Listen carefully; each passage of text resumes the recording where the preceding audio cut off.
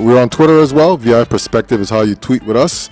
And we're moving straight forward and up. This show's mission is just to inform, entertain, and empower everyone. And as always, Wasi, you got any kind words of wisdom that you'd like to share?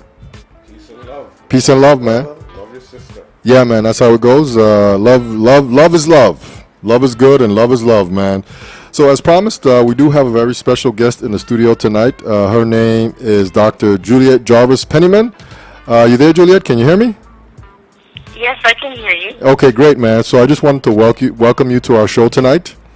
And, as you know, Wasi and I ran into you a couple weeks back there, and education is your arena. And we just wanted to get you on our show to talk about education and this whole thing of the Common Core standards. Well, thank you, David. I really appreciate the opportunity, and I will try my best to tell you my understanding of the Common Core standards and their purpose or whatever questions you may have. Okay, great. But first, fill us in and let us know why, saying you're intimate with the Common Core standards. What's your title? What title you hold in education right now, Mr. Dr. Pennyman? Okay, so yes, I'll give you just a little bit of background. I currently serve as the Assistant Superintendent of Teaching and Learning in the Reading School District in Pennsylvania. Before that, I was a chief of schools. I was also a school principal for 10 years, an assistant principal for 2 years, and I was a special education teacher for 14 years. So that's pretty much my work, my resume. I got my doctorate from the University of Pennsylvania.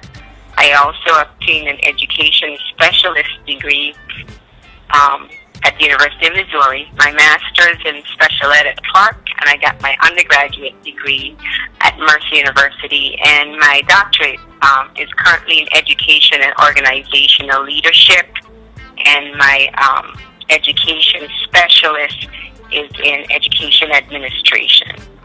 Okay. Pretty impressive resume. Yeah, sounds very good.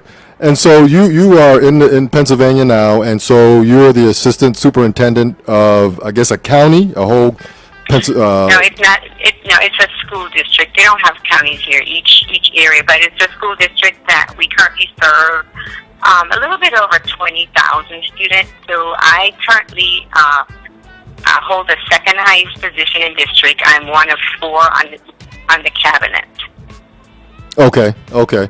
So let me start by asking you this question real quick. So is the Common Core standard something that is in place where you are in Pennsylvania, or are you guys implementing it now, or you guys are just kind of trying to find out if this is the way we should go?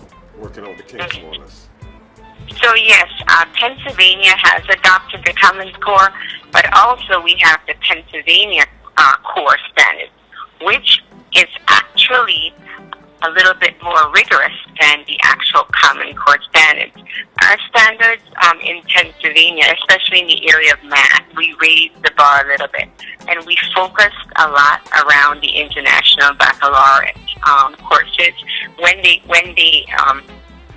formed the PA Common Core standards, our standards are just a little bit higher than the actual, more rigorous than the actual Common Core. However, yes, Pennsylvania has adopted the Common Core standards here in the state, and yes, we do implement in the state. Okay, so what is the Common Core? Just give us some insight on what it is exactly. Sure. So the Common Core standards are basically designed to build on advanced and current thinking to prepare students for success in college and career in life. And what's going on and what prompted this is because although students were attending colleges, and even some of the students are passing, and they were coming from high performance states, when they got into college, they still required remediation in their post-secondary work. So that prompted the development of the Common Core standards. because students were performing, but when they left high school, they still noticed that they lacked a lot of what was needed. So that was one of the basic reasons why the Common Core was formed. Oh, so a lot of these students, when they came out of high school, even though they just like you said, they were excelling in high school, when they got to college, it seemed like their skills wasn't good enough to keep up with the college level courses. Is that what you're saying, basically? Yes, they weren't college. So, in other words, we were teaching at a lower level, and when they got to college, at a lower level, and when they got to post-secondary education, they were being taught at a more rigorous level. So the two weren't connecting. Okay. So the Common Core is designed to more or less sync these two together.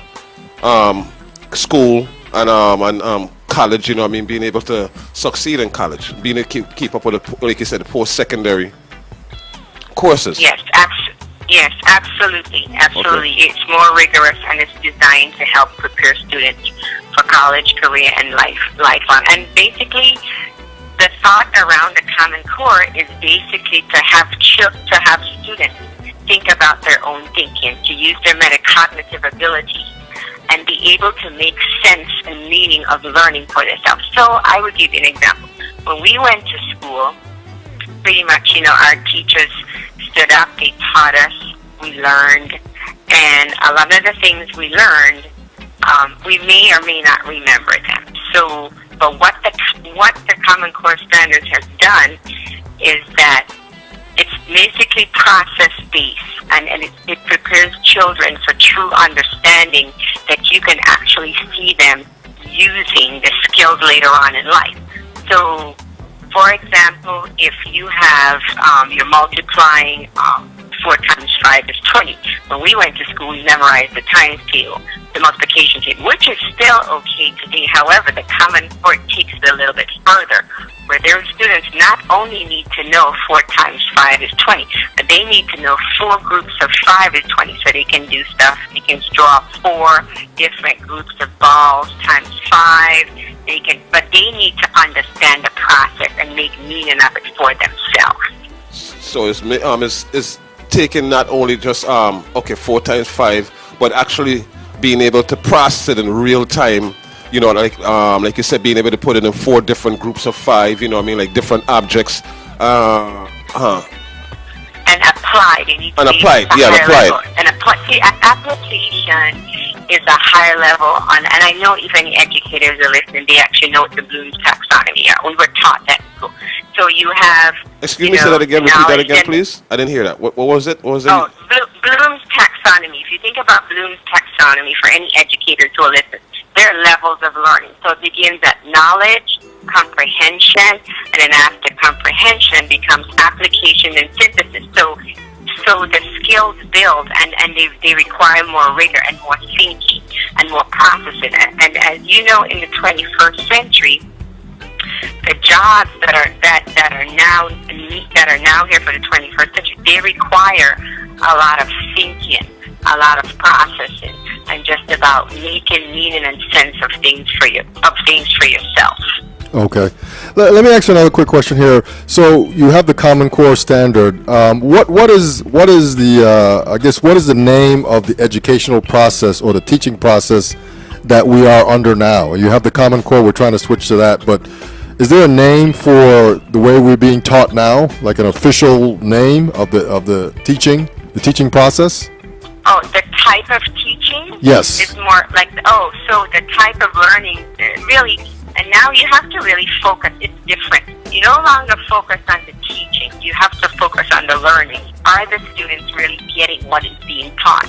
So no longer are we focusing on the teacher just standing up and teaching. Our main focus now has to be, yes, they're teaching, but the main focus should be, are the students grasping?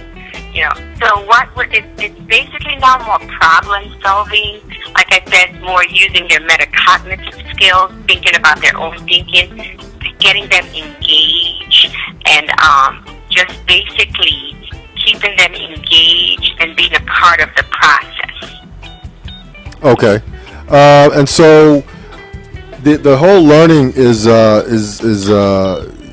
and I guess to test somebody on what they've learned, you have to give them a test. Well, there are different ways of testing students. Or did you say test or task? Test. Testing of a student. Well, there are different ways of giving tests or assessing students, and we shouldn't just assess students in one way because everyone learns differently. So there should be, some written. There should be some hands-on. There could be project-based learning or project-based assessments. There definitely should be verbal, where students might be able to talk things out and tell you so that you can see that they've grasped the material. Okay. But there's more than one way of assessing. But what we have to make sure before we assess students is that we're giving them what we expect them to know. So basically, it's beginning with it's beginning, with the end in mind. Thinking about what you want students to know, and then you begin there. So if the outcome of my lesson, is to learn the 50 states of America. Mm-hmm. Now, first, you're going to have to, let the children know what the outcome is, but then you're going to have to do a little preliminary work to see how much they already know about the 50 states. No longer can we just go into the classroom, just take out our books and begin teaching about 50 states, because those children are all at a different place when you go in that classroom. Some students may already have mastered and know what the 50 states are, but then you have to push them to do something different, or else they're just going to be bored in the classroom. Okay. So let me ask you this: from the national level, the U.S. Department of Education, are they on board with the Common Core? New York, yes, they were one of the first states to implement the Common Core over 2 years ago. Okay. New York was one of the first on board with that. Now, there is a lot of areas in New York that are protesting the number of assessments, but yes, New York is on board with the Common Core, absolutely. Okay. And there is this different states have adopted different standards, and New York is based on park, and the park standards of learning. So New York's, the standards in New York are based on park, and so yes, definitely New York's been one of the first places to jump on board with that. Okay. So let me ask you, what, as far as teachers go, I mean, what is there? I mean, do they have any special training to sort of, teach by this standard? Can you repeat that again, David? The reception was a little bad. Yeah. Do teachers need to have training themselves to teach this new standard? Yeah, absolutely. And I am such a proponent of professional development for teachers. Before a teacher gets in front of those students, they should be given all of the professional development, i.e. training that is needed, because they have to be able to know their content and be knowledgeable so that they can prepare before they go into that classroom. But the leadership, the principal, the district should be very supportive and not expect teachers to get up in that classroom and teach without preparing them. It is so different now, the way this instruction has to be delivered. And the standards are high, and we have to really, give teachers the tools they need to be able to deliver to students in a way that they're going to learn. And keep in mind, that they have to, the thing with the Common Core, teachers must understand their content that they're teaching before they get up into that class. So we must provide them with exhaust every single possibility and professionally develop them before they deliver a lesson. That's a passion of mine. Okay. So a school wants to switch to Common Core, and so the teachers have to be trained. So where do the teachers find time to train or to learn about the Common Core standards? I mean, are they doing that like after they finish during the school year? They go to another classroom to learn this, or is it during the summer? So different districts do things differently. One of my big mottos is while you have the staff there throughout the work schedule, you do. That's when you should really utilize that time. So it could be grade level planning time. It could be professional development days that's allotted throughout the district where the students, may have that time off. They could have early release days. Everyone does it differently. Yes, there is training in the summer. I really think that's important to have professional development in the summer. But I also know that, educators have lives outside of school. So in the district, what we do is that we have early release days on one Monday and sometimes 2 Mondays a month where the school gets out at 1:30. And then the teachers stay, and we have professional development. Some days are designed for building, and some days are designed for district-level professional development given to them. Okay. There's also extended day where maybe you can pick like a Wednesday, and then if school is over at 3:30, teachers may want to stay till 5 o'clock to work that in after. And they're compensated, for that extra hour and a half. You can use it Title I dollars for that because Title I dollars should be used for intervention and above and beyond what's happening in the classroom. You just have to become really, really creative. But teachers should have common plan time with their grade level so they can talk and discuss, instruction and data and what's going on and what's going on within each grade level so that they can learn from each other and build from each other and, build on each other's expertise, really, and exhaust every single possibility together to really make the students successful. Okay. So, you're from here and we all kind of went to school here. So, one of the things I wanted to ask you about was the whole thing of teacher salaries, and that's a big thing here in the Virgin Islands where teachers aren't really getting paid what they're supposed to, and then there's, I guess, if I'm not mistaken, I see that I guess they're owed some retro pay from I think like over 4 or 5 years. A retro pay. Yeah. So I would only assume that teachers in the States are probably making a little bit more money, so there's probably some motivation to learn this. And I guess is there some kind of grading criteria for teachers that do well at teaching this new standard? Okay, so you asked me, was there a grading criteria for teachers? Well, are teachers that that teacher evaluation? Yes. Yeah. How do you assess? Yeah. A teacher's The assessment. reception is just a little bit bad. So I just want to make sure I'm grasping what you're asking me. Yes. Basically, what we use, and mostly all the a lot of school districts use the Charlotte, and I think they use this in St. Croix too. In the Virgin Islands, the Charlotte Danielson model. We use that to evaluate teachers, and also there's a principal evaluation here too, and it's based from the ISLIC standards, and it's basically where teachers part of Pennsylvania has adopted the same teacher and principal evaluation that New York came out with a couple of years ago too. Okay. So basically, what it is that part of the evaluation is based on student performance. Part is based here in PA where the teachers can choose to do a research piece. That's part of it. The other part is basically based on their own developing themselves professionally and how they're doing that.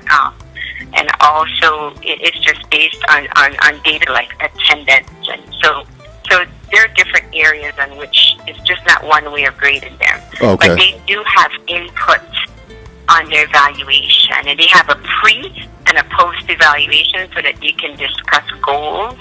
And every school has to write a school improvement plan.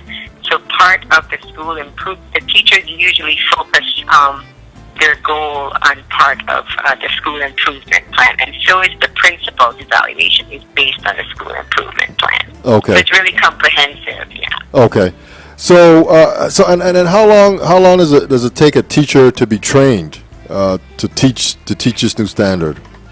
If they're doing a couple days a month, Do they have to do that for a year, and then they're like, I guess, certified to teach the core standards? Okay, so you're saying how long does a teacher have to get professional development to teach the course? Yes. Actually, you don't teach the core standards. The standards are at the highest level. So what you're teaching to the standards, but the local curriculum is what's delivered to the students in the classroom that are based on the standards. Yes. So if you think of a triangle, at the top of the triangle will be the Common Core standard. In the middle will be the state test.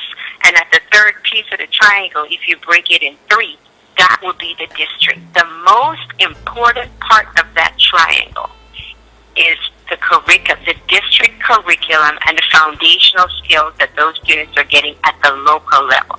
If we take care of what we need to take care of in our district, it will get us to the state test, and then we will meet the standards. So the standards are the highest piece. Everything you plan, though, must be based on those standards. Okay. But the crux of getting students to achieve is what's happening every day in the classroom in the local district. Okay. And the local curriculum holds the most weight. So we don't teach the Common Core.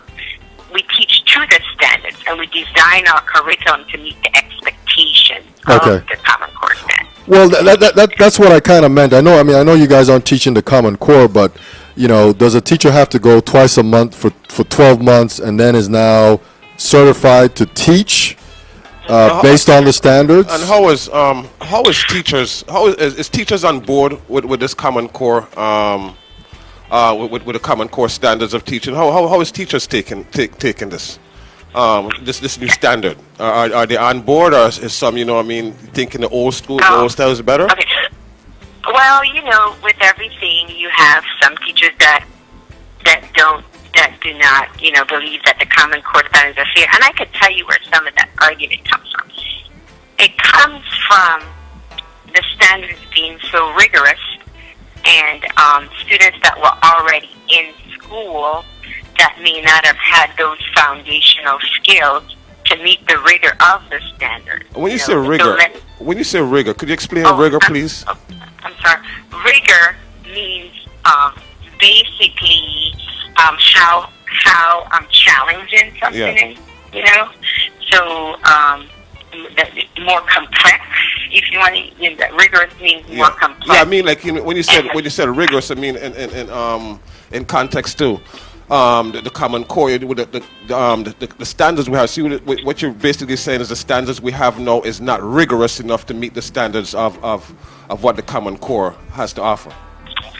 The standards we had before was not rigorous enough that we're preparing our students for college. Okay. And career and lifelong readiness.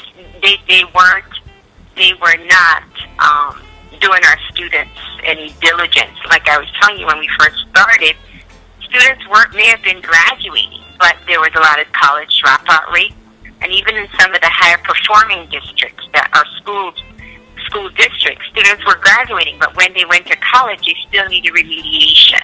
Mm. So the preparation piece was lacking, whereas we were delivering instruction at a lower level, and when they got to college, it was being delivered at a level that a lot of students just couldn't keep up with. And so what the Common Core has done is now the Common Core standards has allowed us to really raise the bar with our delivery of instruction. And what really should be happening, there should be conversation between the University of the Virgin Islands and the local public schools, because what should be happening is, and I'm sure it probably is happening, I don't want to imply that it's not, but there should be a sitting down with the superintendents and the college professors and the deans or whoever, is given the task of working with the public schools. And the colleges should be saying to the schools, and it's all about partnership, here's what we're expecting when the students come here.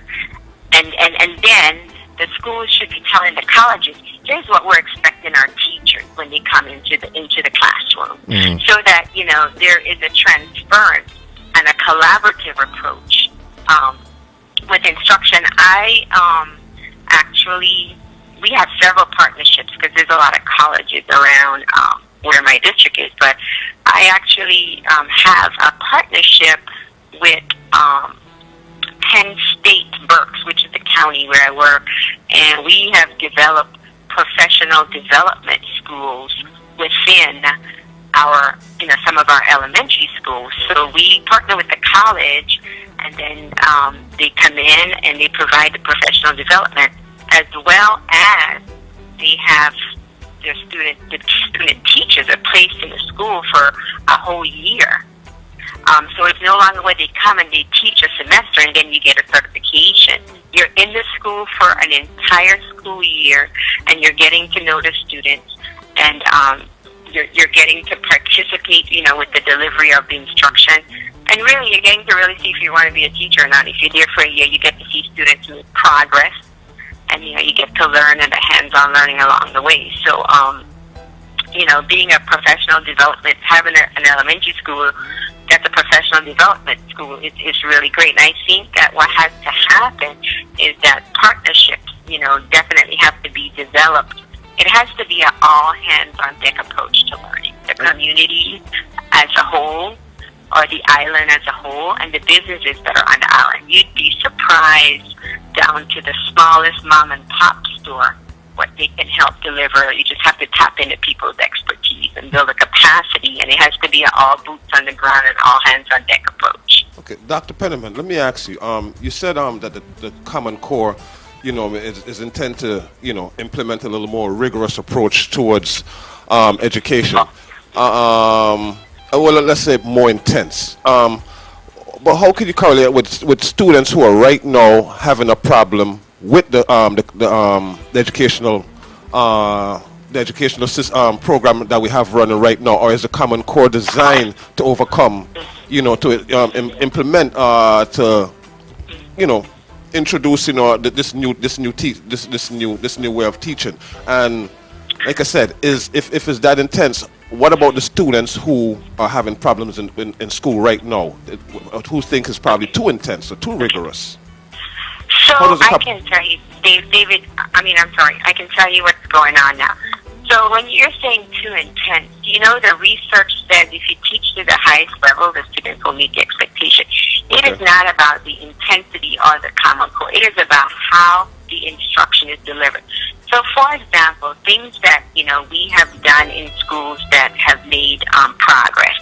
You have to really look at the data on students. You have to really look at the skills that they are having the deficits in, and you have to address that skill and really be thinking out of the box on how the skills can be addressed. So if a child is struggling with reading comprehension, for example, you're going to have to we have to figure out how to teach. You're teaching a skill. So let's say, for example, I'm in 5th grade, and I might be reading on a 3rd grade level. All right. So the skills that I'm learning, that I need to learn at this 5th grade level, could be, let's say, for example, erosion. All right. I'm just hypothetically speaking.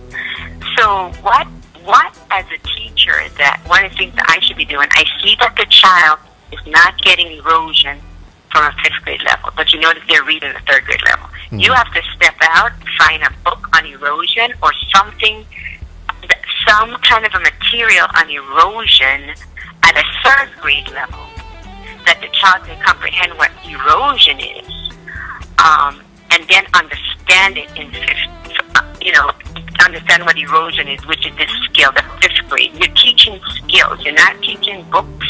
You're teaching skills. And I think that's what we have to definitely get to realize, that we're teaching a skill.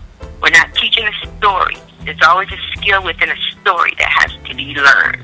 So you have to meet the students where they are. So and some students, you might not be able you're going to have to pick out what the main thing is, or the main that they need to know out of the subject, and get them there. So when you say you're teaching a skill, I don't really understand. Teaching a skill, are you determining what type? Are you picking something on the student's strong point and trying to point them in that direction? I don't understand what you mean, teaching a skill. Okay, so when I say teaching a skill, it means, so teaching a skill means such as, let me see how I can break it down, because I know that the educators understand, but I have to make sure that I keep in mind that not all educators are listening. So let's say you have a skill of, maybe math might be easier sometimes to understand, but comprehension is a skill that you have to learn within the literacy. Okay. Skill. Yeah. So let's say that you're teaching. Okay, let's think of a math skill. Let's say you're teaching the skill of addition. All right. Mm-hmm. So you're teaching students how to add. Let's say that they learn how to add like in first grade. But let's say you have a third grader that still doesn't understand how to add, and you're focusing on addition. That is the skill. What we're going to have to do is that, knowing that a student is working at the first grade level in addition, we're going to have to get, cubes and blocks and whatever it is we need at that level, because that's the level they're comprehending it, and show them how to use manipulatives to learn how to add. Or we may have to draw circles on paper, or you may have to do things like tell them, to go across the room and pick up 3 pieces of paper, then go to the other side, So it's just really figuring out how that child learns, but focusing on the main skill that they need to learn and get them there. Okay. So do you understand? Was I clear? Yeah. That was very clear. But all right.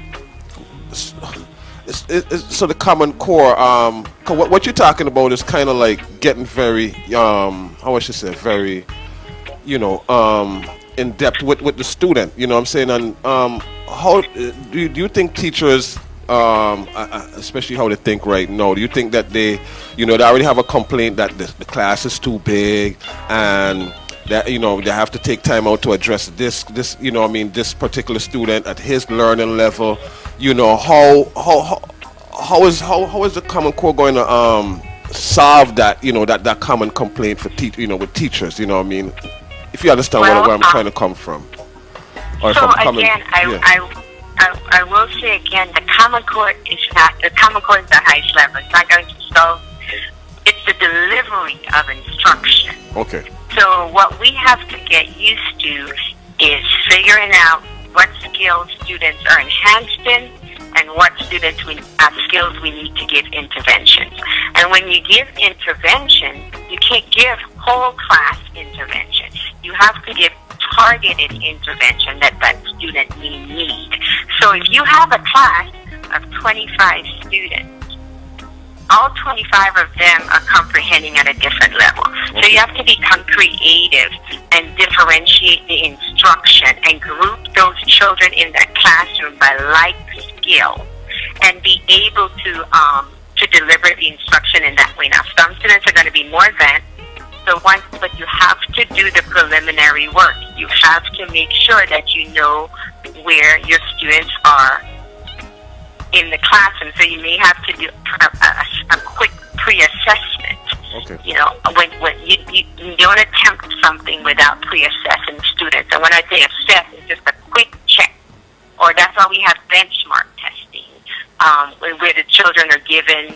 We've got to have some kind of assessment before you get in front of the classroom. Mm-hmm. And I know, and so you've got to know where the students stand, because that's how we lose students in the classroom, because we get up and we go into the classroom and we start teaching, but we don't take into consideration, like I said, I may already know my 50 speed.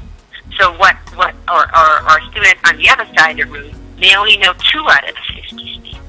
So what has to happen, we have to know where our students are before we deliver the instruction, so that we can keep them engaged and be participants in the classroom, and be able to say, well, okay, you know your 50 states, so this group of 5 over here knows the 50 states, so why don't you take it even further? Why don't you pick, 2 of the states and write something about how they compare to each other? So that's just raising the level. Now you're going to ask them to write a comparison paragraph or an informational paragraph.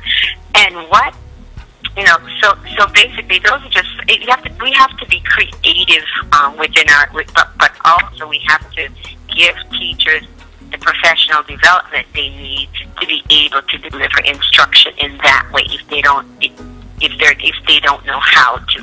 We're no longer teaching to the middle.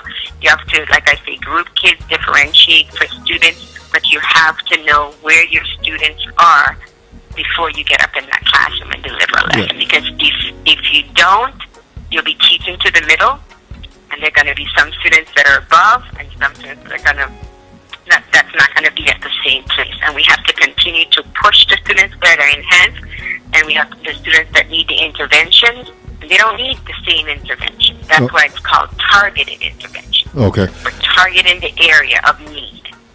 So let me ask you, Dr. Jarvis. So the intent, as you use the example of 20 students in a classroom in 5th grade, and let's say 10 of the 20 know their 50 states, and the other 10 students only know, let's say, 5.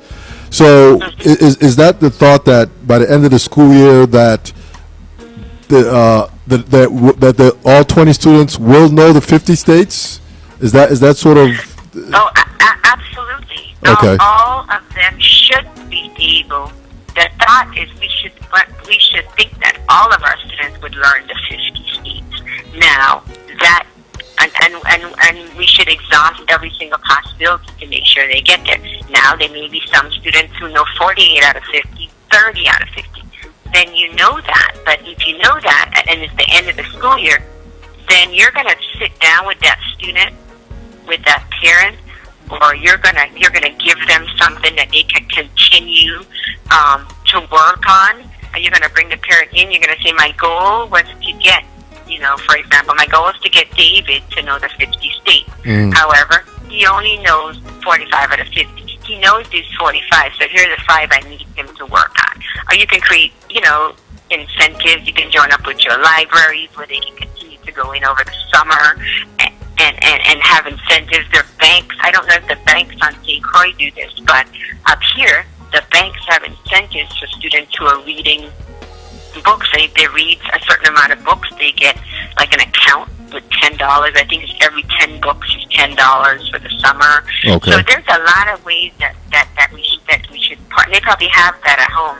You can partner. No, they don't. It has to be a partnership, with all the businesses. Like I said, it's all hands on deck, because in order for the islands to survive, we have to continue to produce students with lifelong skills, with career and technical skills. Okay. Just whatever they need, but we have to create a workforce. Okay. And so that's important. So yes, the goal should always be that you want your students to get there. However, if they don't, you just can't leave them hanging. You've got to figure out a way to help them get where they need to be, with the learning by the end of the school year. Well, could I ask, to ask the second part of David's question? Okay, the 10 that trying to catch up. What about the 10 that I already know? How do you keep them from from being static, waiting for the other 10 to catch up? Losing interest. Yeah. Losing interest in the process there. The 10 that are struggling, or the 10 No, that the 10 that already know the 50 states. How do you keep them involved? As far as how do you keep them advancing, since they already know the 50 states in the same class as the different 10 who don't know? How do you keep the 10 that already know? How do you keep them advancing? Absolutely. So you're not going to stand there and teach them the 50 states. You're going to have them take it. You may have them get on the computer, research, like I said, have them take it a little bit further. Say, tell me something that's like about 2 states. Write about it. They can go in. They can draw. I mean, if they're illustrators, they can create a book about those 2 states. you've got to push them and, continue to say, okay, so the 50 states. Give them choices. Say, pick how many you want to. Show me how they compare each other. Or what is a similar and what is something that's similar? What is something that's different? But you push it through. You have them do research. You can also have them find out the customs of that state. What's unique about that state. New Mexico. What ethnicities and which Indians, first inhabited New Mexico. You have to push those students to enrich them and keep them abreast and have them, exhaust other ways, because you don't want them sitting there and they're going to be like, oh, and that causes behavior issues too.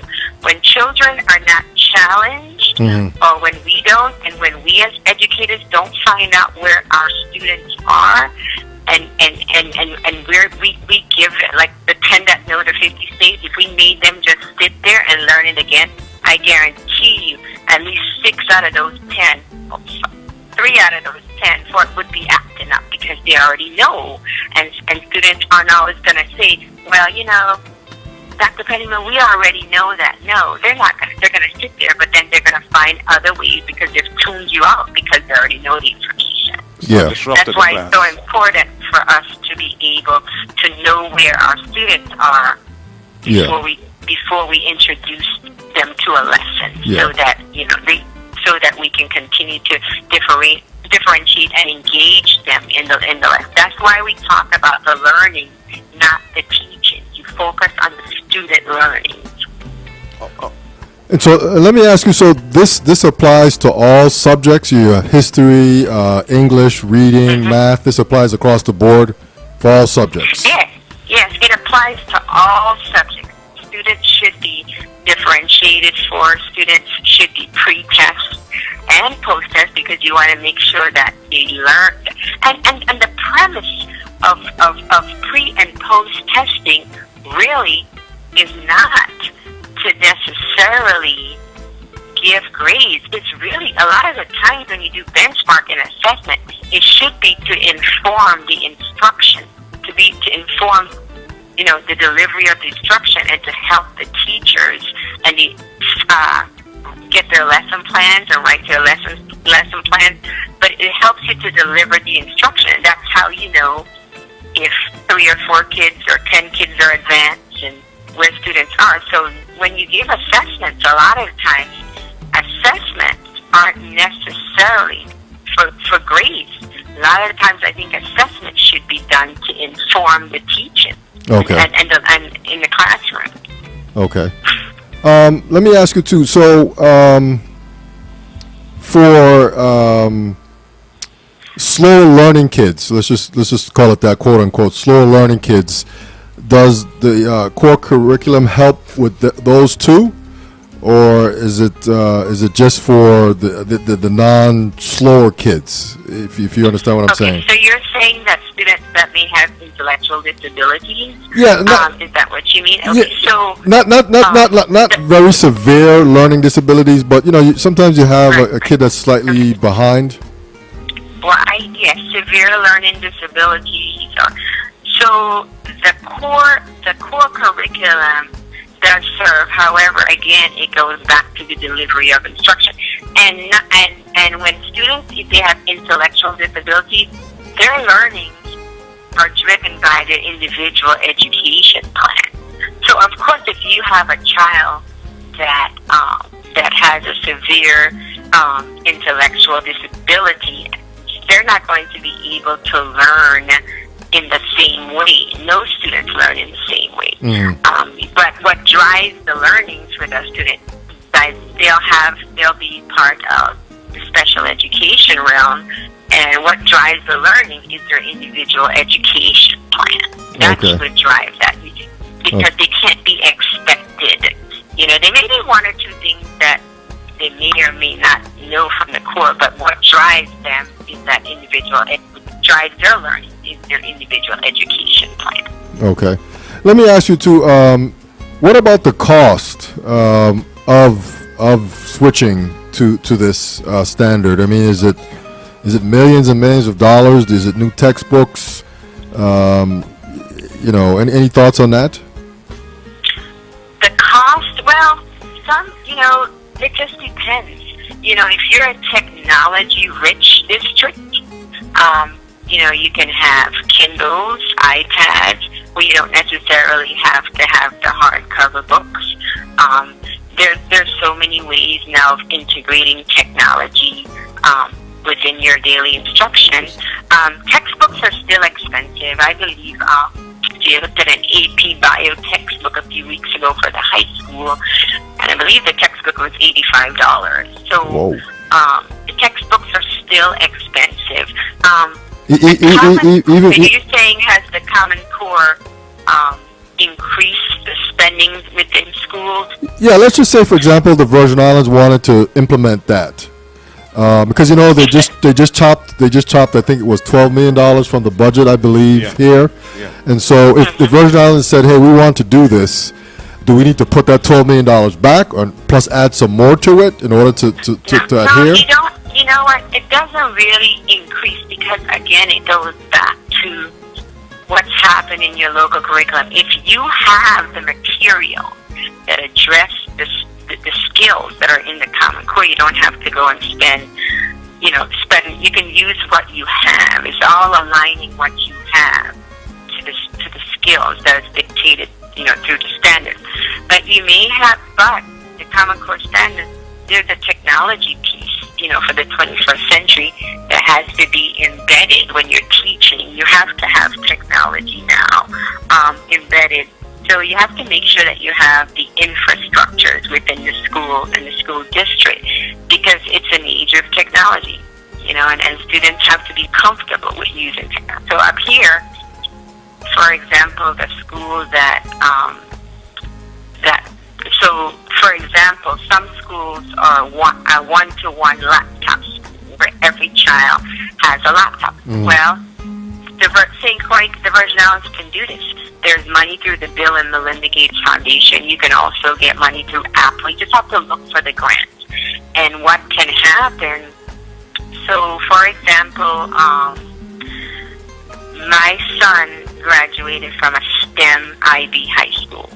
But he was the first student to go into that high school. Excuse me, I don't mean to cut you. I don't mean to cut you, Dr. Pennyman. Remember, a lot of us are not really educators, so we don't really know the STEM. Okay. So please. STEM, science, technology, engineering, and math focus. International baccalaureate. Okay, all right. So, but what I was trying to say is how you can build your resources. So what they did was that they became a one-to-one laptop school.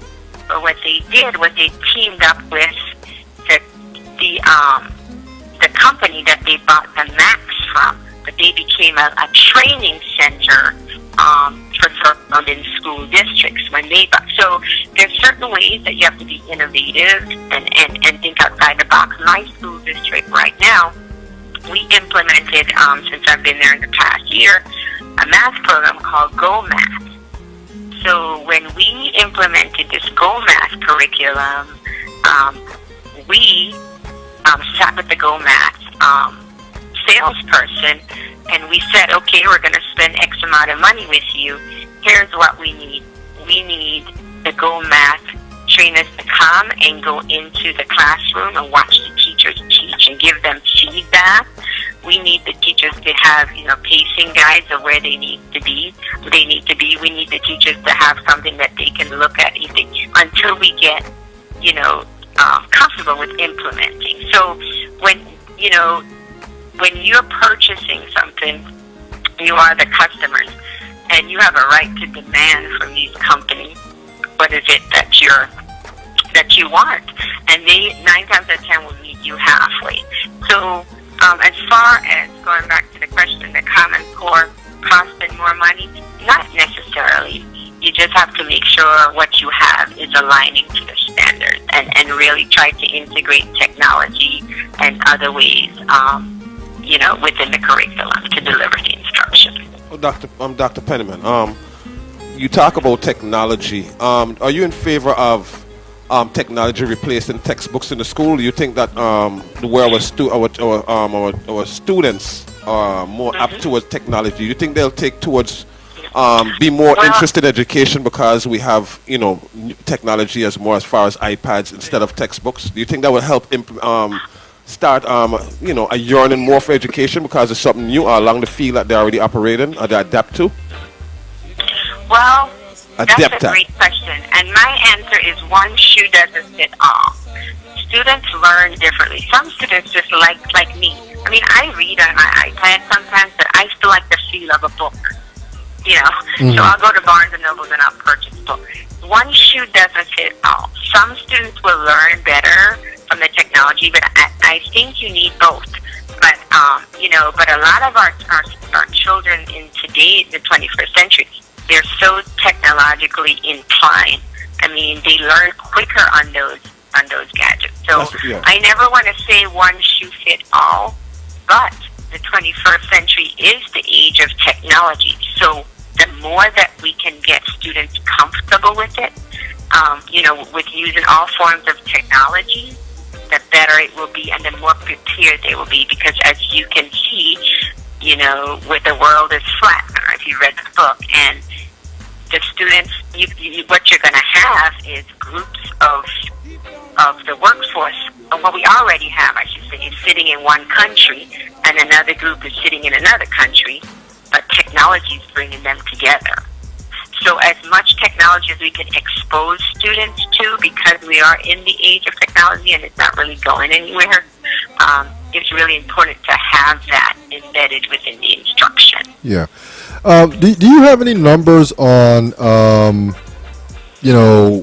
whether or not students are doing better when they get to high school and graduation, as opposed to, the core and the non-core approach? Do you have any numbers on that?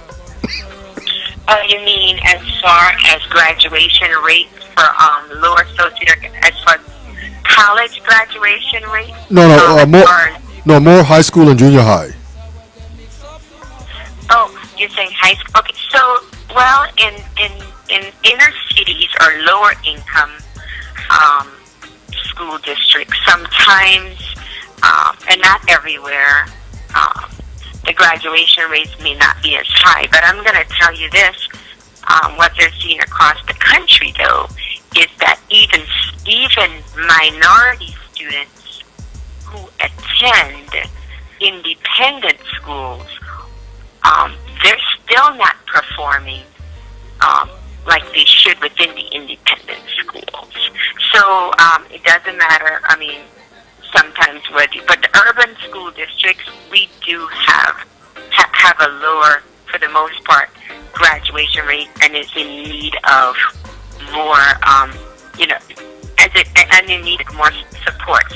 However, though, when you really think about it, David, what happens in the more higher income districts, a lot of times mothers will read into children before they come out of the womb. Mm-hmm. So those are just some skills that we have to teach, teach parents. Those students are already exposed.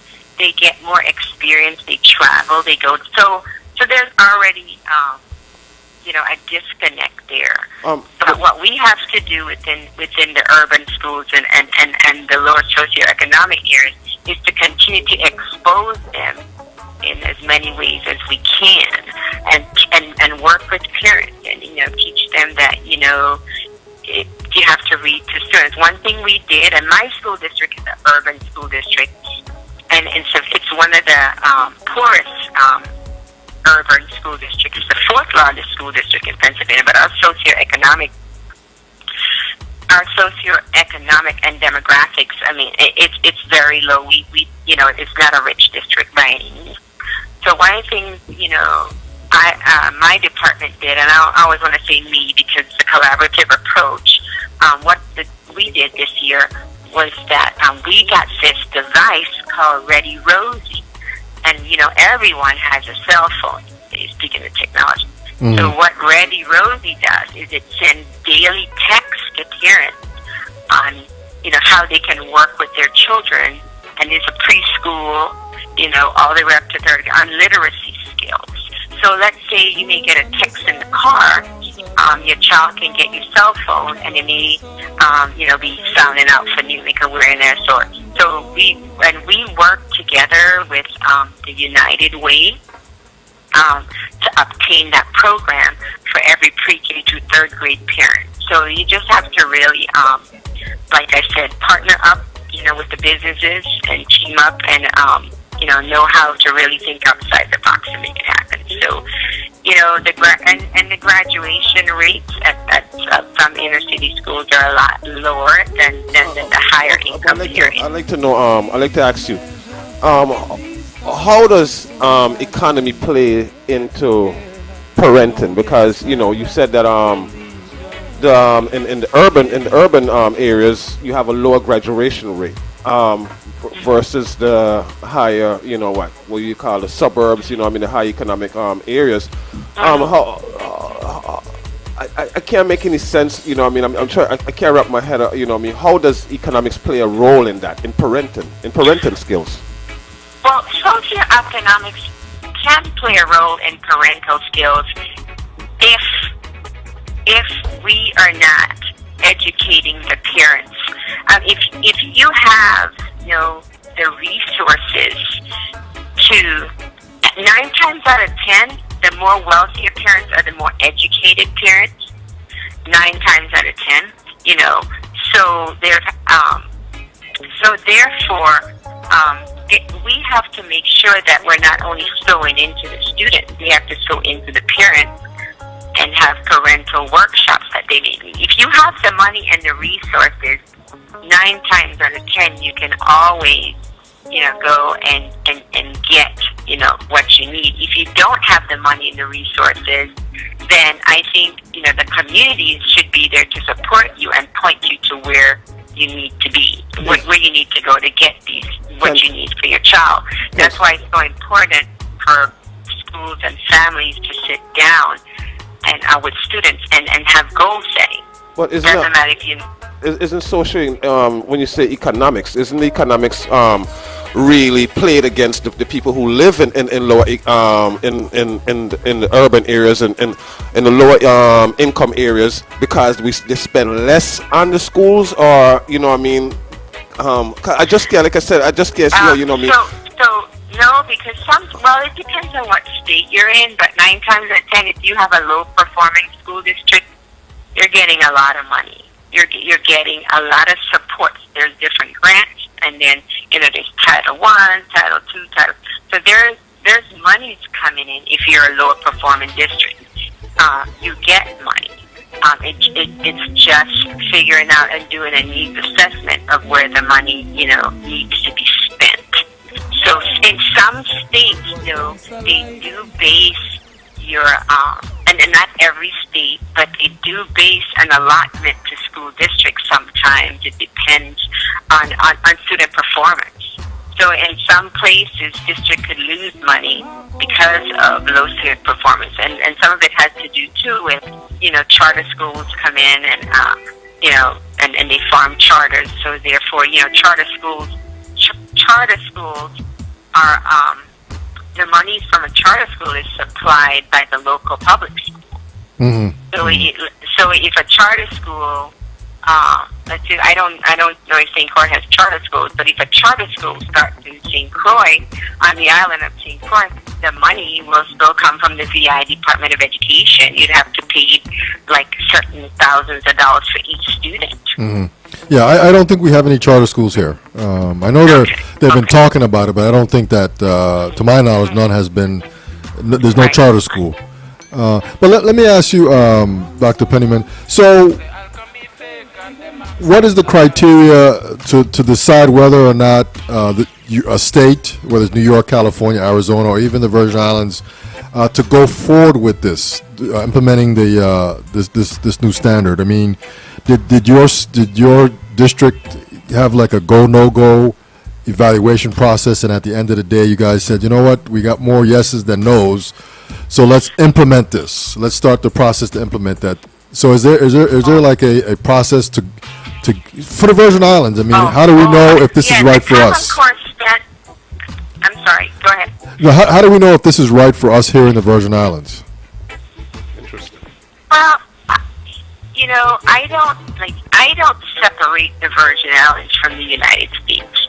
Okay. I see us as part of the United States. Okay. So, good teaching is good teaching. Having high expectations for all students is having high expectations for all students. So I don't see any difference between the students in the Virgin Islands and students in the United States. The cultural differences, obviously, being from an island as far as. But, you know what? Each child has a brain. Each child can learn. We should always think teach from the highest level. The expectation should be there. So, yes, I think that, giving the teachers the professional development they need, differentiating, learning students and where they are in their learnings, yes, the Common Core would benefit. It's not the standard. Again, I do want to caution you, it's just the standard. I think that higher level of standard would benefit the students in the Virgin Islands like they are in the United States. Okay. It's just, and you cannot beat teaching, allowing others to make meaning of learning for themselves. Like I said, using your own metacognitive ability to actually problem solve, analyze, synthesize. Those are all high levels of learning for your own self and make meaning. Once you make meaning of something for yourself, you understand it for life. Okay. Okay. Dr. Pennyman, as far as implementing the Common Core here in St. Croix in the Virgin Islands, have you had any dialogue with our local education department to see how they feel, about it, and what's the how many is how the teachers feel about it? Are they for it? Are they against it? Is it something that is going to be a fight to get to implement here in the Virgin Islands? I have not had any conversation with the local, but I do have a couple of friends who are teachers and principals, and it's always the fear of the unknown. And I always say it's all in the delivery and the supports that you give to the staff to take that fear of change away from them. The fear in the change. But, so I have not had any conversations. I would lend any support I can to the Virgin Islands Department of Education. I have implemented the Common Core a couple of years ago in New York because I did some work for my friend who is the superintendent of Rochester City Schools. He called upon me about almost 3 years ago when he became the superintendent. So I went up and I helped him to lay and implement systems. So I implemented the Common Core in New York when he first started a few years ago. And now I'm doing what I did in New York in Pennsylvania. So I would be more than happy to lend my expertise in any way to the Virgin Islands Department of Education. They just have to call on me. But it's all about implementation and the process. And it is a sense of urgency to get students where we need to get them. However, there's certain steps that we cannot negate on the way there. Teachers must be prepared before they stand up in the classroom. There must be, implementing with fidelity. And a lot of times what happens is that we may get a curriculum and we don't implement with fidelity. Therefore, that is why we're not seeing the outcomes that we expect from a curriculum. So those are just some things. But you have to take, it's just the fear of the end. Change is tough on anyone. Yes. And, change is tough. But the research says, and I've seen it, lived it, it takes 3 years before you can really see change start happening, because you have to first come in, lay the foundation. You have to work together as a team. You have to, decide on the negotiables and the non-negotiables. You have to have buy-in. You have to say, if we say that, we're going to pre-test every child before we begin, everybody in that school must be doing the same thing. We can't have some teachers saying, well, I'm anti-pre-test, so I ain't pre-testing. Because you know what? It's a domino effect. Okay. You have to scaffold things. And we have to, sometimes agree to disagree, but remember, it's not about us. It's about those students that help them to be literate once we exit them from our system. Dr. Pennyman, is the Common Core something that's mandatory for school districts, or is something that's elective, or is it something that everybody got to be on? No, and it's states, so it's done as state. No, not every state. Virginia has not adopted the Common Core, and that's one of the states that has not adopted the Common Core. So it's elective, it's not mandatory, that states have to. Yes, it's not mandatory right now. It's a choice. Okay. So some states have not adopted. Virginia's one, I believe. North Carolina might be one. I want to talk out of context, but I know for sure Virginia has not adopted the Common Core. Are you familiar with why Virginia didn't adopt the Common Core? Well, Virginia thinks that their standards are rigorous enough, but some of it also, politics play in. Okay. Political parties. And who are the legislators? Because remember, the Common Core is adopted at the state level, so it just depends on which political party may be the majority, and who on the educational committee, and so it just depends, like I said. Do you think they should make it mandatory? I don't. I never want to say that. I believe in giving people in given choices. However, though, one thing to me that the Common Core has done, it's a level playing field for all students. No longer will you have, like I said, low expectations in some places and high expectations in others. In this way, the expectations are the same. That every child in the United States will come out knowing. So no longer will you have half the population that are illiterate and half the we all held to the same expectation. Mm-hmm. Let me ask you a question. Let me ask you a question about the state of New York. So you guys have numbers yet on any data on what's happening there at all in any capacity?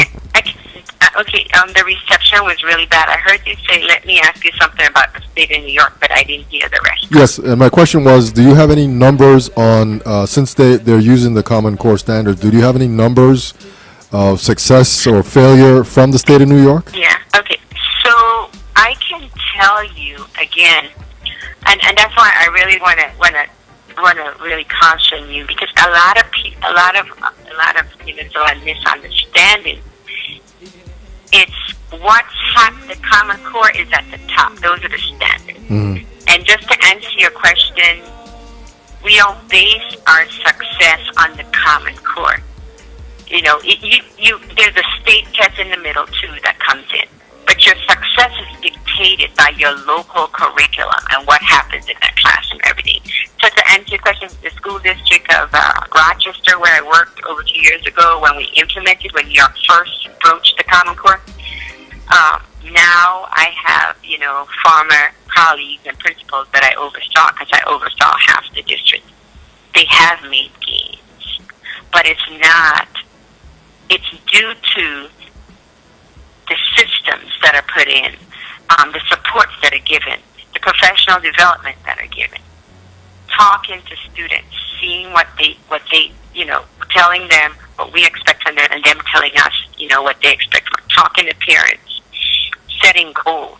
So it's not, it's the systems that are laid to help meet, the expectation of the Common Core. So I can say a lot of schools in some places, have increased, but during the first year, there was a decrease because it was something new, of course, mm-hmm. and we had to get the implementation phase through. But I know that there are results. For instance, there was a school that I worked with in Rochester who had a very high population of students with special needs in IEP, School 25. Well, they have made gains.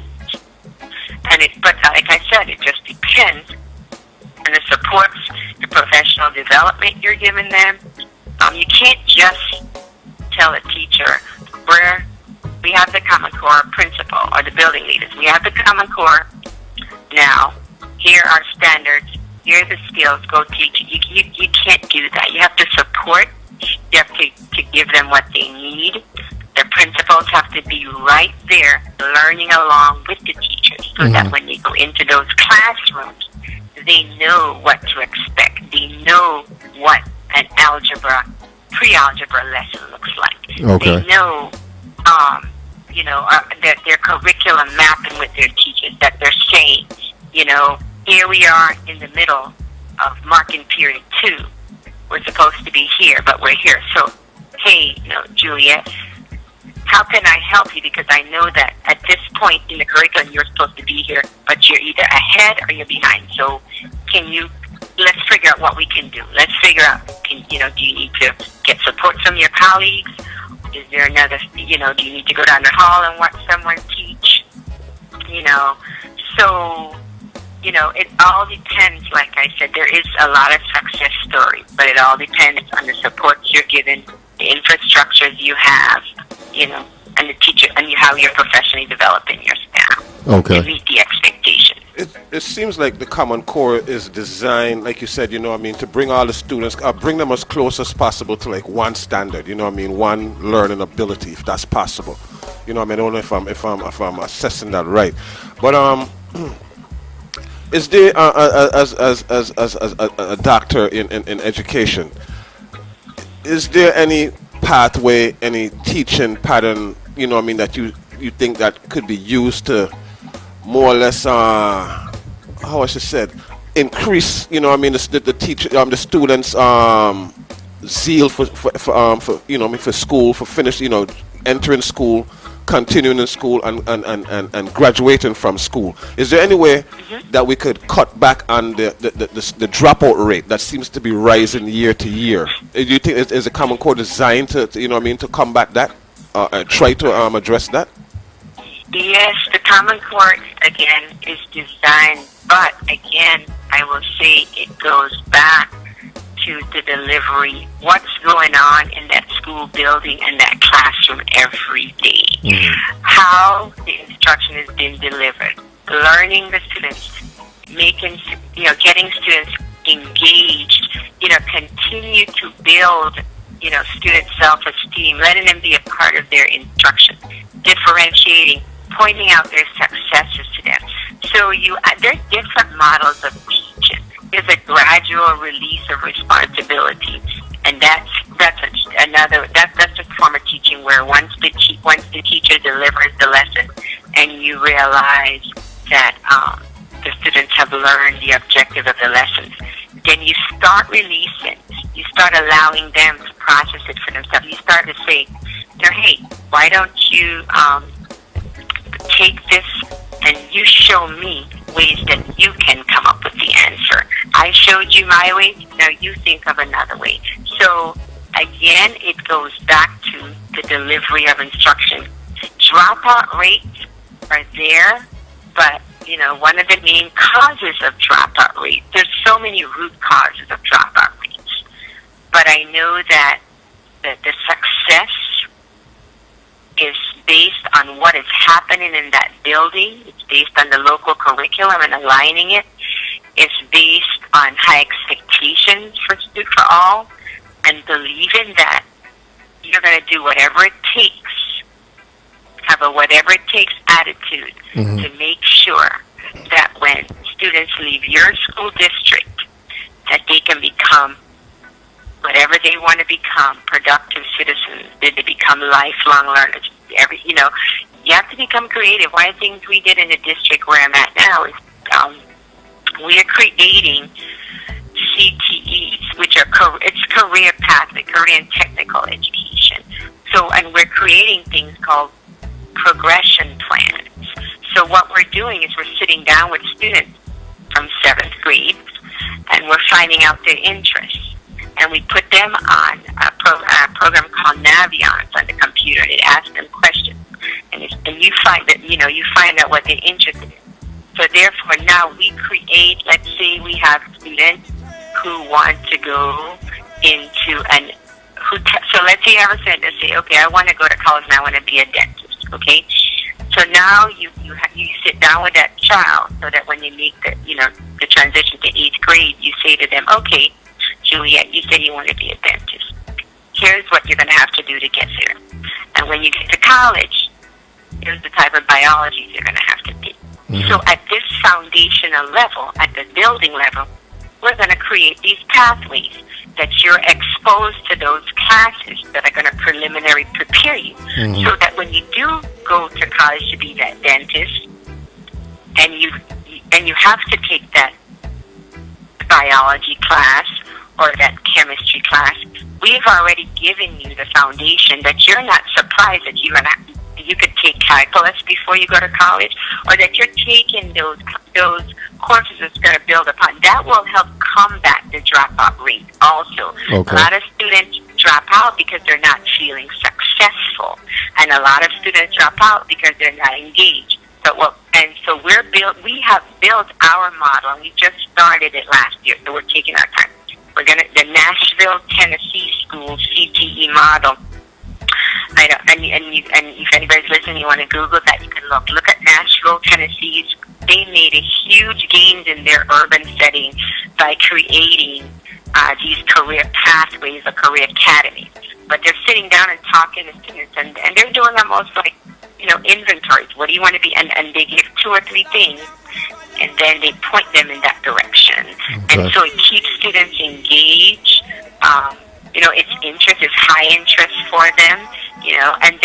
So we can create,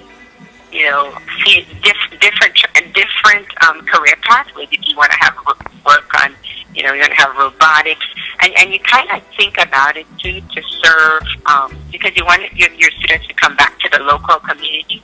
So when you create some of these career pathways, you focus it on the businesses. For example, let's say, and they may already do this on St. Croix, so I'm only giving you examples. I'm not saying that things like this aren't happening at home, so I do want to make that disclaimer. But because we're such an area that depends so much in the islands on tourism, you can create a pathway, starting in the 8th grade or the middle school, that students who are interested in tourism can start exploring that all the way up through high school. You can partner with the local colleges, with the local hotels, or so they're getting the hands-on and the practical experience. But you create these pathways that are going to give them the foundation to get to that career that they want once they leave, high school, and whether they go to technical school, whether they go to junior college, whether they go to 4-year college, they're prepared so that you can continue to help them to be successful. Well, I can't say. Well, I could see where we see certain partnerships here in the Virgin Islands with business and schools, but it's mostly along like the culinary lines, along the how I should say the service industry. We could see them, developing programs to work with the students. But as far as the technical, as far as like nursing, business, we don't see any I don't see that either. we don't see any relationship, any reach out between, like you go to hospitals, you would think of the hospital, that's important. So yeah, so I'm saying, so if we don't, so how as a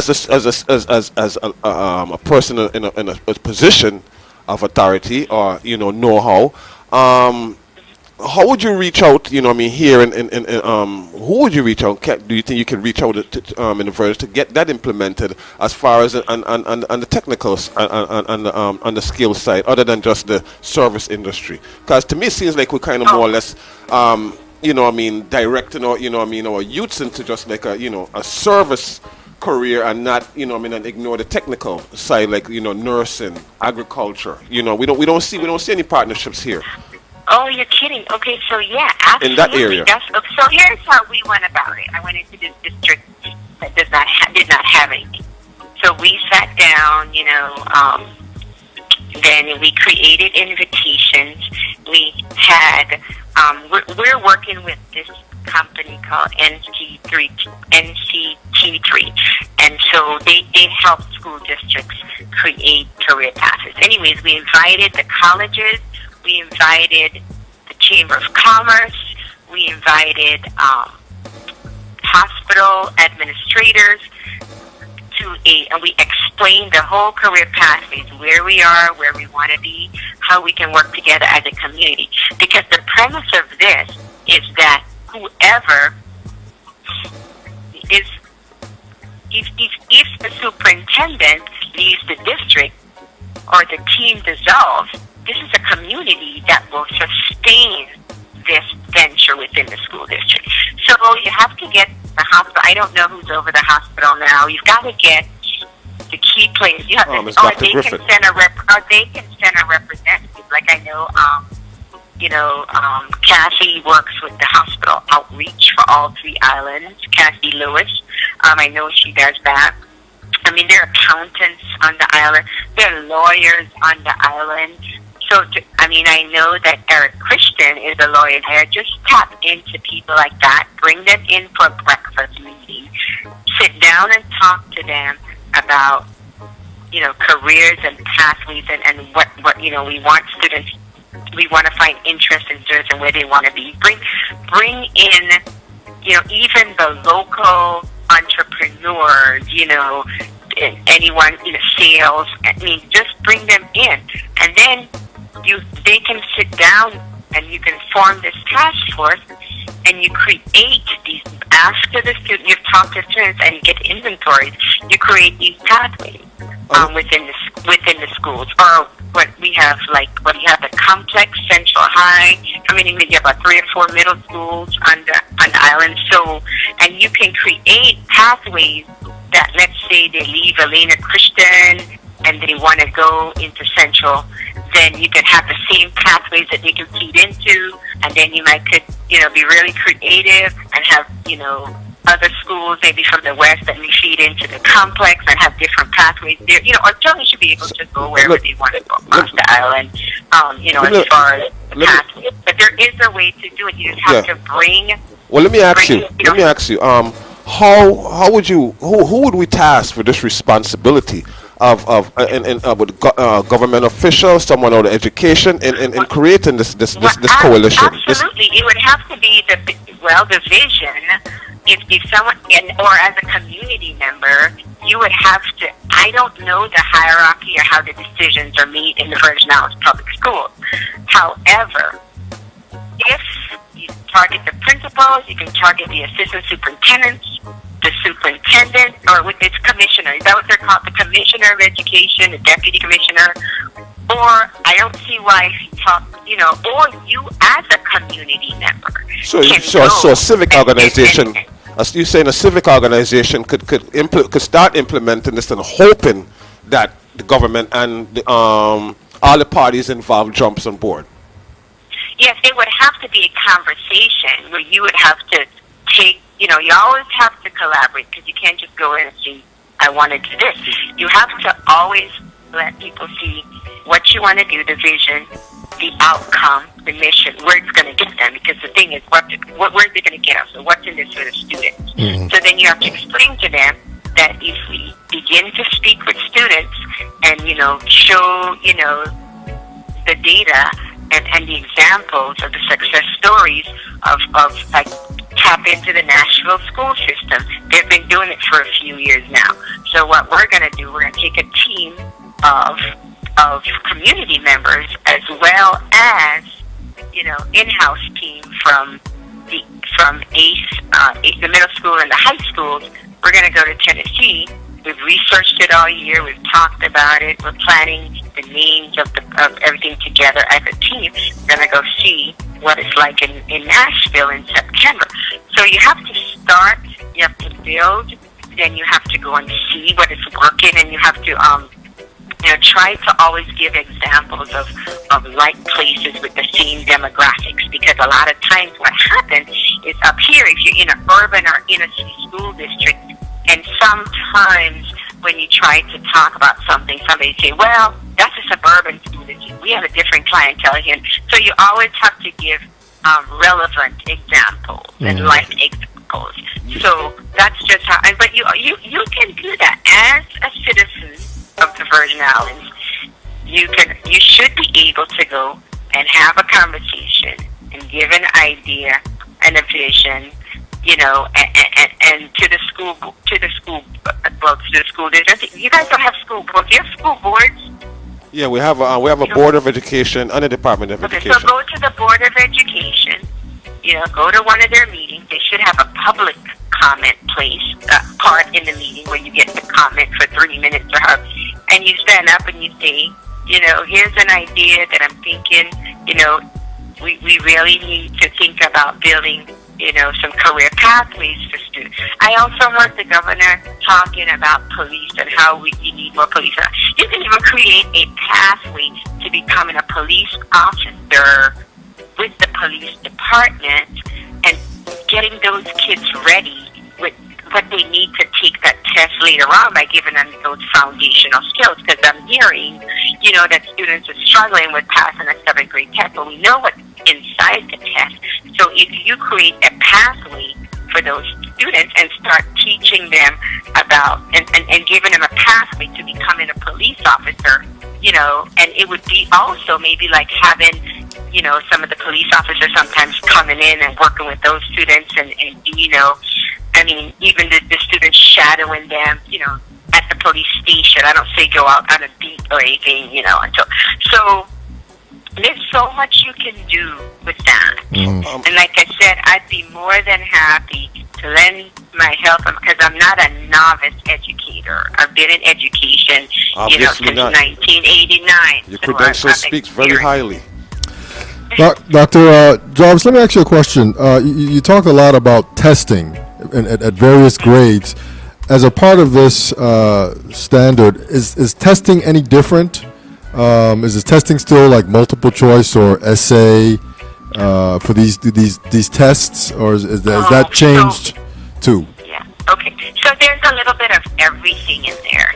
There's also a big focus on writing. Writing is a huge skill that we have to continue to focus and push. So there's a focus on writing. There's a focus on comprehension. But like I said, there's a focus on analyzing. So they may tell you to, write a certain kind of paragraph, compare comparison. There's skills all there. There's algebra in it, and as far as math, for the SATs, and I'm bird walking a little bit, and the ACTs. But if you have mastered algebraic skills, you should be able to do really well. Mm-hmm. At least Algebra 2, you should be able to do really well on the SAT test in the math portion. Okay. So when you hear, so that's why we have to, really not allow students when you get to high school to say, well, I'm only taking one math. Or you also have to really align your curriculum that they're now taking pre-algebra in the middle school. Like in 7th grade, when they get to the high school and they attempt the SAT test, like from 11th grade, they would already had Algebra 2. Okay. Yeah. So those are just some things, that you have to, one thing about it when you're an educator, you have to keep learning and you have to keep, abreast of what's going on out there or the expectations for students. So that's so important. But anyways, so as far as, you were talking about, the testing and everything, like I said, the test is just not one way. You have to know, many different skills. But there's a writing component, a math component, a reading component. Okay. So a vocabulary component. Okay. And, when the main thing that we know here with math, see, students have to understand the math vocabulary in math. Whereas, when you see of something, it means to multiply. Right? So, and when tests are given to students, or when assessments or benchmarks, if teachers create their own criterion reference tests or teacher-made tests, they have to use the same vocabulary that the students will be seeing on those standardized tests. Because if you don't, that's a disconnect. So, if on a test it's going to ask you to compare and contrast when you're giving your test in the classroom, you need to expose them to a question that says compare and contrast. Mm-hmm. And a lot of times, like I'm hearing, in the United States, you can look on the state website for the state testing, and we have these things in Pennsylvania called CBTs, which are, they're designed for and they're like practice tests that the students, can get before they take the state test. Okay. So there's so many resources out there. And like I said, some things may already be happening in the schools, but, it may just need to be, someone coming down, or if there's already a team, you always have to do a needs assessment of your school district, because not everything that you have in a school district is wrong. Okay. There are things that need to be tweaked and maybe bring more relevancy to it. Okay. However, you always have to, because when you don't do needs assessment, you waste money. Like this year, the school, and that happens a lot in large districts up here. So what I did this year, when I got into my school district, it's just look at a program evaluation. We may have all these, programs that the schools are using. They may have like 50 or 60. Maybe some schools, only one school in the district is used. So I did a needs assessment, and I looked at programs. But I not only looked at programs, I looked at how the programs align to the core curriculum. And then I brought out the usage with each building, and then I had the principals to sit down, the reading specialists, the teachers to sit down.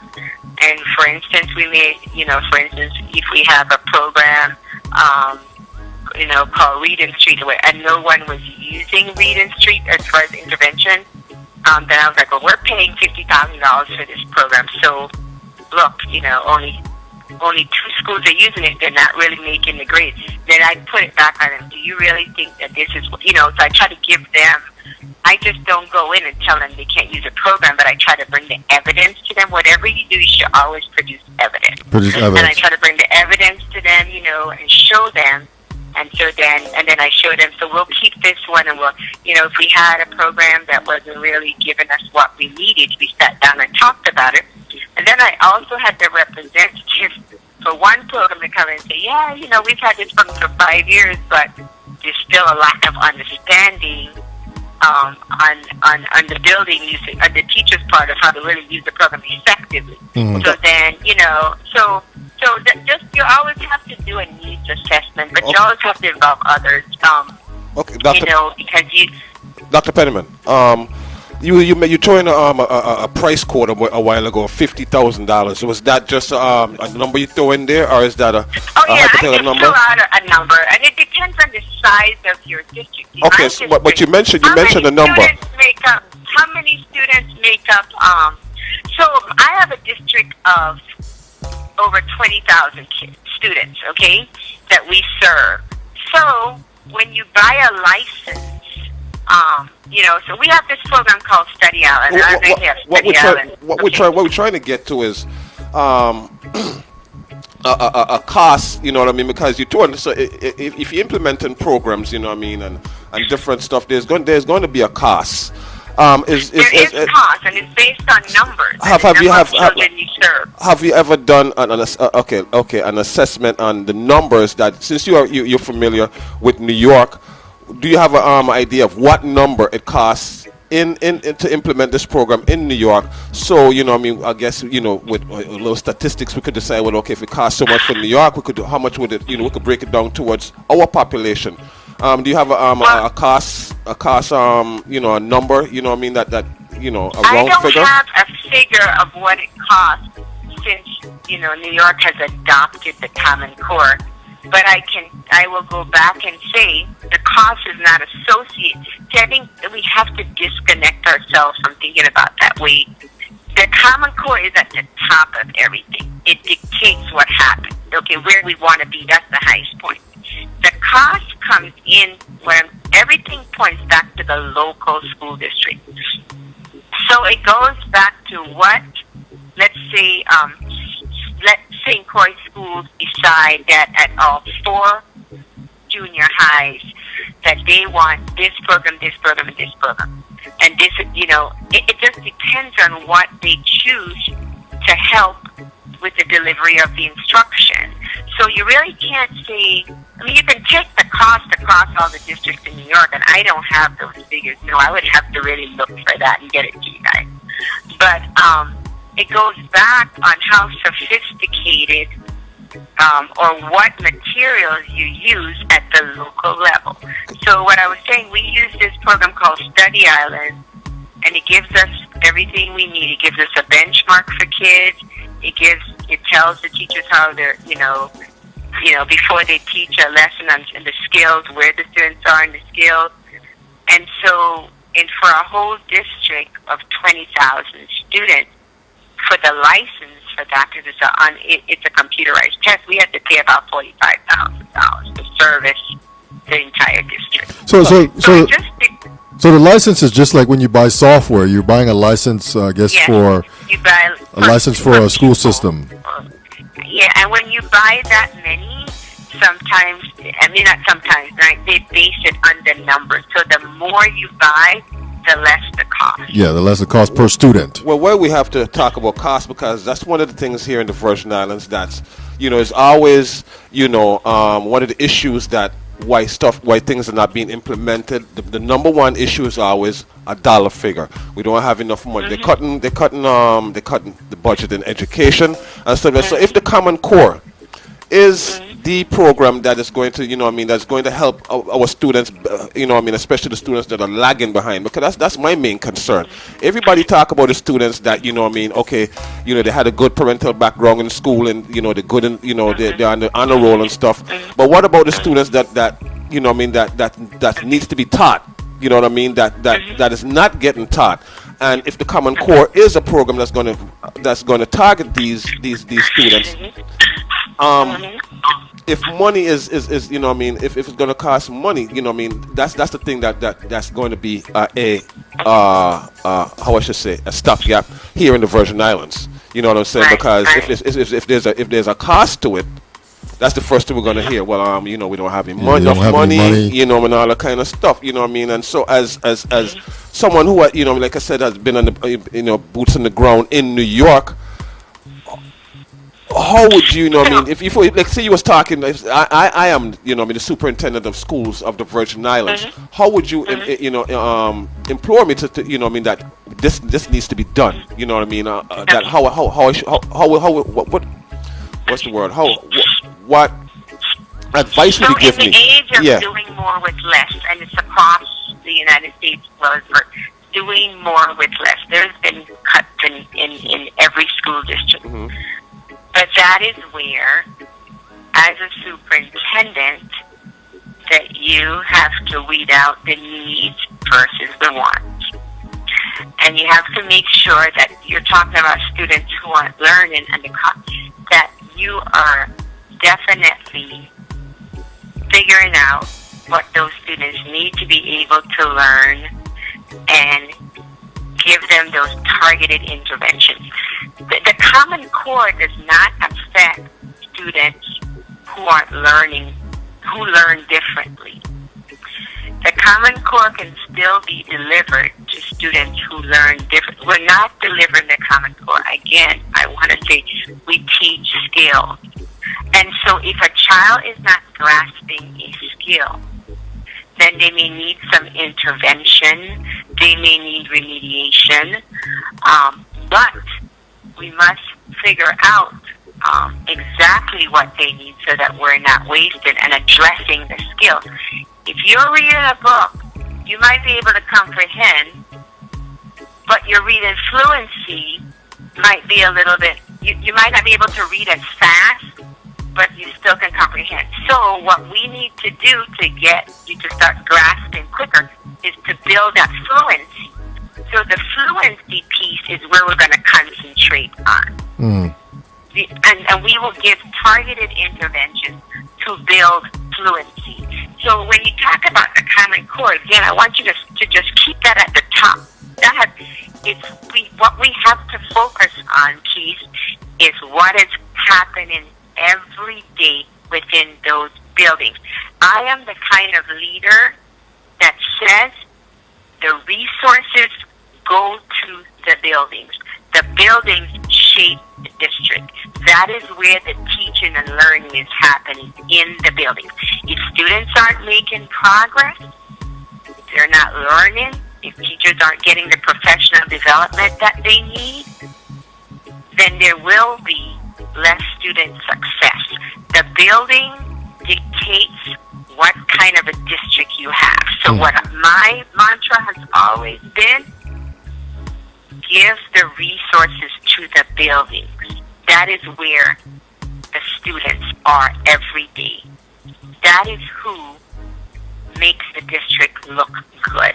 Okay. So wherever the students are, the resources need to be with the students. And when you have a district like ours, because our district was one of the most financially strapped districts in Pennsylvania. And, you know, I chose this district because I'm the kind of person that likes to take things and make them better, because I could have gone to other districts. But what you have to do when you have financial issues, you have to figure out needs versus wants. You have to go in and make sure there's not a lot of waste. You have to go in and make sure that whatever you do is aligning directly to your strategic plan, which your school improvement plan should align. You have to make sure that if you have a demographics that continuously move, we have to make sure that when students go to Elena Christian, they're getting the same in the other junior high, if they move across town. So there's just some thinking that you have to do as that leader along with your team to make sure that, you know, there's equity across the district.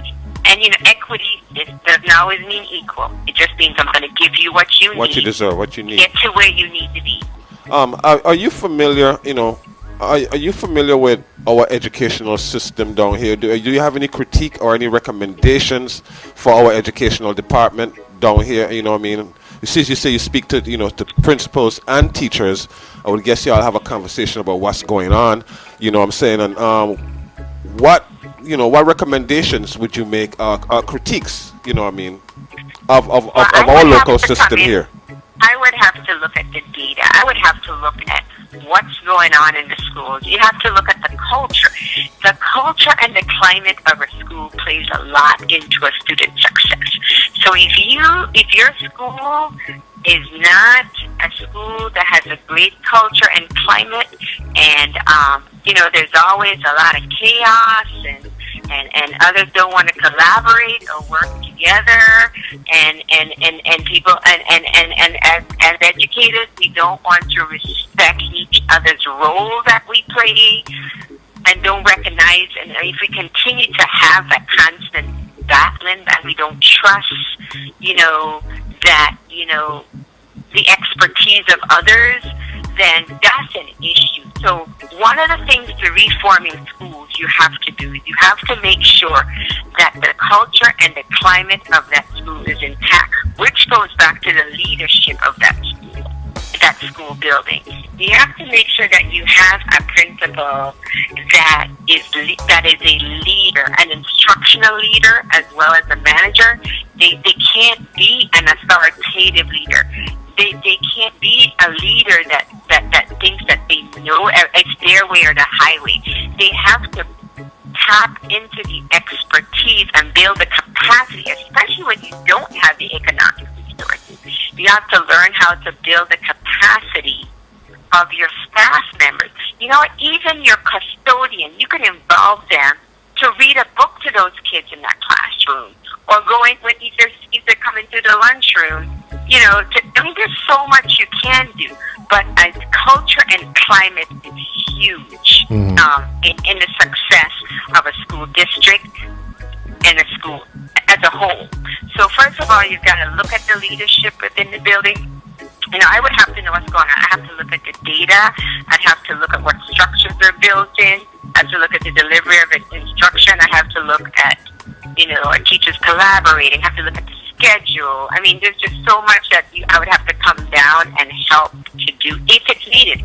Because I don't really know, you know, what I don't know what the data says about the school districts in the Virgin Islands. So, it would have to be It's not good. that I would have to come down and assist. I'd have to get the data first. It's but not good. definitely one of the things that you have to look into is the culture and the climate. People have got to feel valued intrinsically.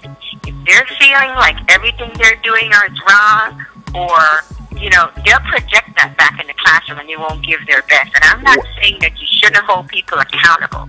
Well, everyone needs to be held accountable. I go to, I give them. I'm sorry, I go to the school with my son, and I'm gonna have to really say this. I don't really want to get into the critiquing business and stuff, but I've gone to the school, with my son, and I go on a regular, not just now and again drop him off, sit in the school, go in the classrooms, and I've heard teachers say some things that, had seriously bothered me. You know what I'm saying? You have issues of, I'm not getting paid for this. You know what I'm saying? It's not my job. Yeah, it's not my job. You know what I'm saying? Yeah, You don't deserve any more of my attention. Those things shouldn't. Everyone gets frustrated at something, but what is the root cause of that? Why are teachers saying I'm not getting paid for this? There's a root cause to everything. Yeah, but there's a root cause, but the cause is is affecting the students when you say something like that. You know what I mean? Well, that's where I'm going. That's where you have to check the culture and the climate of your school. As a school principal, if you're hearing that, you're going to bring your staff together and you're going to say, look, you chose this profession. You chose to be here. So I'm hearing that there's a non-collegial culture and atmosphere here, that when parents are coming in, they hear you say that this is not your job. Yes, it is your job. It is your job to give those students whatever it takes legally to be successful. And so when I hear that as an educator, it's bothersome, because that is another reason why they pay athletes more than they pay a teacher. That's some of the reasons why we're there. And or they pay an educator. I don't want to just say teachers. So, but when as a building leader, I was very fair, but I held accountable. When I got into a building, we laid communication vision. We laid systems. Together. When you go into a school, you just don't go and make all the rules. Like a teacher shouldn't make all the rules in her class. They should at least have some input from the students. So when you're a principal and you're a new principal in a building, or you're taking, you have to go in and say, okay, how do we want? What is it that we want? What do we want to portray? What is the brand that we want to portray of our school?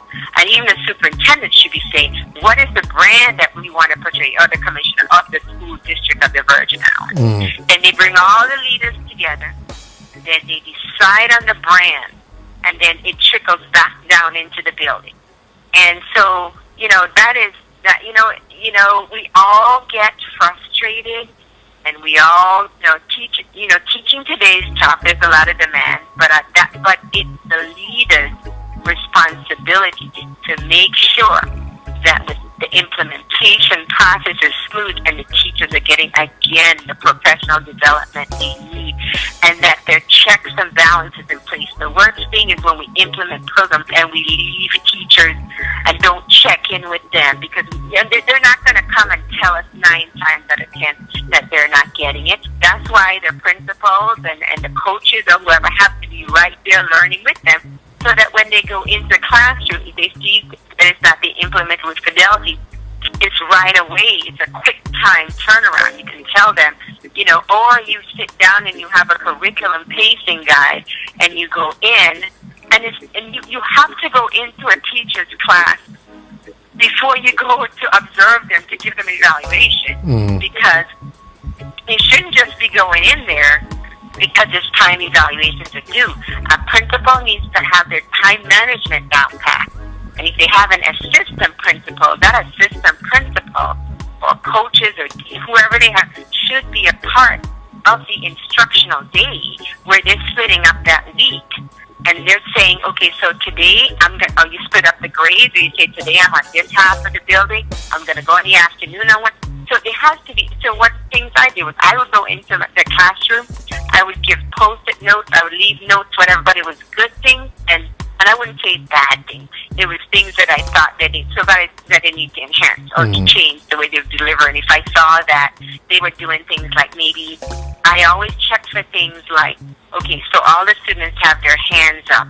When a student answered a question, one of my pet peeves would be if I went into a classroom and I saw another student jump in and give the answer before that child could finish. I expect that teacher to have a system of wait time in their classroom. We can wait and let that child get their thought process. So those are just some things I would just leave, like a post-it note, say, hey, today I saw Michael giving an answer and Juliette jumped in. You may want to revisit wait time with your students so that children can get their thoughts out. Or something so that one student don't take over the classroom. And we have to continue to talk about separating and pushing off students that may not learn the same way. And so the key is not giving them to somebody else. Yeah. What makes you a great educator is you stay there and you figure it out. Yeah. And that's how you learn. And then once you've exhausted every single possibility, they may need, a 504. They may need to, a replacement or a supplemental. But, I think I'm really passionate about this too because I taught all forms of special ed. Yeah. And when I first started teaching was with students who emotional problems who act out. I taught students with autism. I taught students, who heard voices. But you know what? A lot of those students, their IQs are so high. And what really got me to the seat that I'm in today is that I remember I used to say, man, these students with behavior disorders or emotional needs, if somebody would have only taken the time with them, to really see, because these students, 9 times out of 10, a lot of the students with emotional problems, they have really high, they have really high IQs.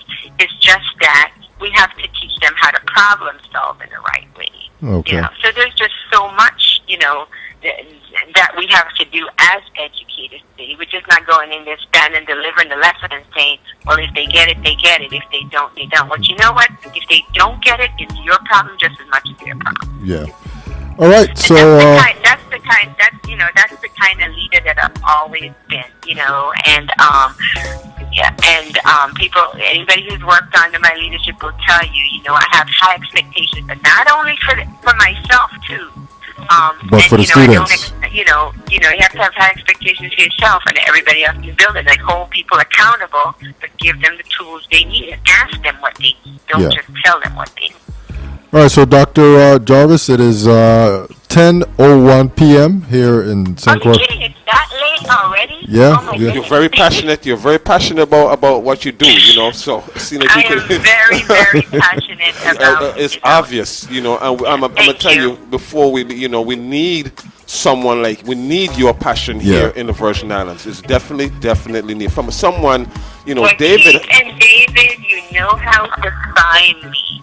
I would be more. Well, than we're making that plea right now over the air for everyone on the internet, the web, whoever is listening. That we need you here because that passion. David doesn't have school age child. I do, and my son is in the 7th grade. You know what I mean, and I'm in the school on a regular. I'm not just someone who drops him off. And when he was in elementary school, I had nothing but kudos for the teachers. But as he went into the middle school, I see where there was a serious problem. With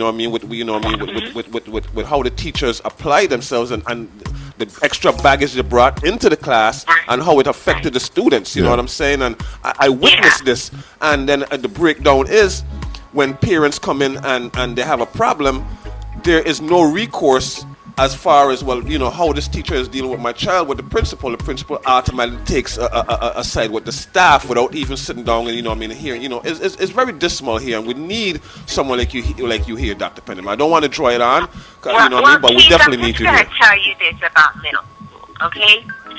what middle school professionals and educators have to understand, there's stages of development that students are going to go through. Middle school bodies are changing, you know, they're still young, and a lot of times what we do is we have the hands-off approach on students when they get to middle school. Well, my thinking is that it's the flip side. They need more a hands-on approach and more of that nurturing, because their bodies are changing, they're pushing limits, but we all as educators have taken the stages of human growth and development. We should have taken, so we have to always reach back on those learnings and teachings and say, is this normal for a 12-year-old? Is this normal for a 13-year-old? I have a 13-year-old daughter. She's going into 8th grade. And I have to, you know, and my son's 19 now, but my daughter's in middle school now. She's going into 8th grade. And when there's something that they're going to do, you're going to say, okay, let me think, okay, is this normal? There's just something that middle schoolers are going to do. It doesn't mean that they're disrespectful or they're rude. You know, they're going to roll their eyes, but do we as the educators roll our eyes back to them? No, we don't step down to the level of the children. We are the adults. We are modeling lifelong behaviors for them. Yeah. So, you know, and middle school is the toughest age to teach. I'm just going to tell you right now, as I've taught all grade levels. But you have to go back, and if you need that time out, you're going to have to partner with your teacher next door, and you're going to have to say, I need to go take a breather. Somebody needs to watch my class. Those are systems that are call the principal to can come stand by my door for 3 minutes because little Juliette's giving me a hard time here. I need to take a breather. But you've got to find outlets. But always remember, ask yourself the question, who's the adult here? And it happens, and not just everywhere. Sometimes, you know, how can you talk back, get down to a child's level? That's just not acceptable. But we also have to realize that children are children, and middle schoolers are going to push limits. They're exploring. They want to be independent. Next thing, they want you to hug on them. Next thing you know, they're rolling their eyes at you. Next thing you know, they're emotional, they're crying. So there's just so much going on with their bodies and their mentally at that age. We as the educators have to go back to our human growth and development classroom where we learn the stages of development. If not, middle school principals and leaders need to be providing their teachers, educating their teachers on the behaviors of the middle school child, because some of the things is just normal. You know? Okay. So that's one thing we have to remember. You know, some of the things is just normal behavior. All right. Our guest tonight is Dr. Juliette Jarvis-Pennyman. She is a motivated, highly passionate, dedicated, highly skilled teacher. That PhD and all the good stuff. Just kind of sharing her thoughts with us on education and just it sounds like, you know, especially here in the Virgin Islands, you know, I think if you came here, you know, the whole vibe sounds like it would just change across the whole school system. You know, everybody would just be more motivated, because right now I get the impression that no one's really motivated. You know, I'm a teacher and I come to school every day. It's my paycheck, but you know, beyond that, I'm not going to do much. And as you said, if you don't do the extra, or you don't do the much more, you know, you have a chance of a kid not really achieving much in life. And you know, as Wasi says, that he has a son that is in school now, and I have a grown son now. I mean, I was my son went to school in Maryland, so you know, there's some similarities still between then and now. But you know, it's a job that, you know, it's a job like you know, like being a public servant. You know, I mean, you get paid very little, but you're expected to produce results and teach young kids and shape young minds for the future. I mean, that's just really the way it goes. Absolutely, and like I said, I am available to come down. I can also, you know, I'm available to help, like I said, in any way, whether, you know, through computers, through emails, you know, ask any questions. I also work with several colleges and universities. If anyone from UVI is listening, and I graduated from the University of Pennsylvania. I still do a lot of work with them when I can. That's just my way of giving back. Sometimes instead of paying the huge alumni dollars, I do give back. I give. So I have contacts, and I also, from graduating from there, have contacts with a lot of superintendents across different states who went through the program, because we keep a very tight network where every year we have everyone comes back, and we keep a really good networking going. So, and I myself did my dissertation on RTI, or Response to Intervention, which is a program that gives intervention. It's not a wait to fail model. Okay. It's a proactive approach, and so I know that the educators in this university know all about RTI. Yeah. And so I've implemented that in several districts. Like I said, I come with a plethora of experience. I don't claim to know everything, but I do believe that I have enough experience where I can help, just to look at the data and help in any way, And real quick, you keep mentioning to this thing about looking at the data. My thought is, when I hear that, is that hopefully they are collecting data.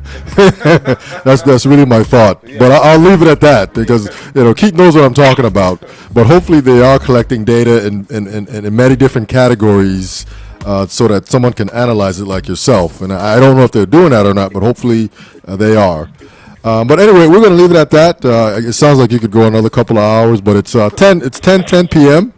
And I want to thank our guest tonight, Dr. Juliette Jarvis-Pennyman. She's our classmate, prior class of the 80s. Class of 83. Class of 80. Class of 83. One of the most successful graduating classes from St. Floyd. Okay. Class 82 will let you get away with Yeah, we're going to let you get away with that one, because Class 82 has a lot of folks. I got to give shout out to Class of 83. All right, well, we'll leave it at that. Well, thank you very much for coming out and just kind of enlightening us on the Common Core standards and education, and just your passion about being an educator, and most importantly, it sounds like you believe firmly in no kid left behind. If the kid's here, there's a way to get them moved on. Not the federal mandate. Your personal. Right. Yeah. No child left behind. And David and Keith, anytime you'd like for me to, revisit your show again, if I need to do a follow-up based on any questions that you get from the public, let me know. And I also want to let you know that I joined the team of the St. Croix Economic Development Initiative, so I'm on the radio. I'm the educational correspondent, so okay. I'm on the radio. I started last Monday with them on the radio. Okay, that's good. Do it with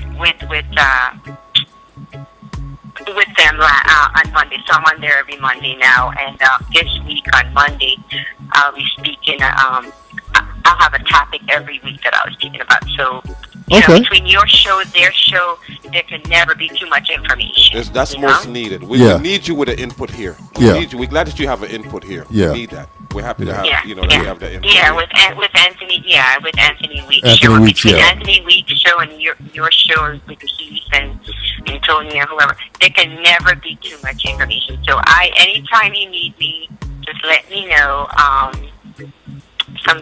I'm Thursday nights are good because my board meeting are usually on Wednesday, the last couple of Wednesdays of the month. So, but if you have anything, I can visit again, and if anything comes up. All right. Okay. Thank you very much. That's Dr. Juliette Jarvis-Pennyman. She was on the phone with us tonight. This was a long interview, but I think it was well worth it. Yeah. Education is key. Yep. And we want to thank you. And this is the It's Your Perspective Talk Show every Tuesday, Wednesday, Thursday, 8 p.m. until. This was definitely an until night. We'll be back next week, Tuesday. We got guests lined up. What else can I say here? Our telephone number is 340-201-9005.